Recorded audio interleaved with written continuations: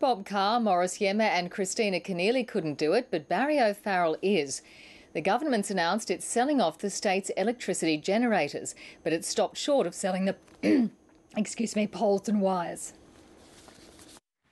The government says it's keeping an election promise. Well, our commitment at the election was that poles and wires would be retained in public ownership. We're delivering on that commitment. But the opposition says the government's being dishonest. Barry O'Farrell went to the election with a very clear pledge that he made on the 28th of January in Lithgow when he said, "I have no plans to sell poles and wires or generators." The state government is selling the state's electricity generators.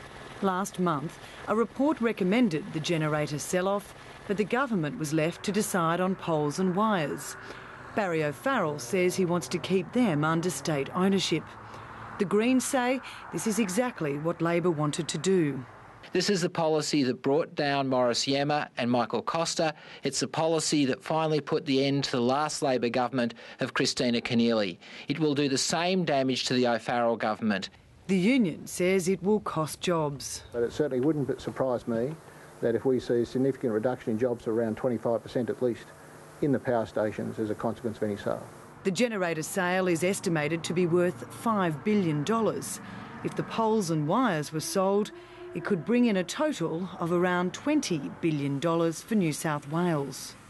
Infrastructure New South Wales is concerned that without selling off the poles and wires, the state won't have enough money to fund vital road and rail projects. But the Premier says he's not worried, and he's got just over 3 years to prove it. Bridget Glanville, ABC News.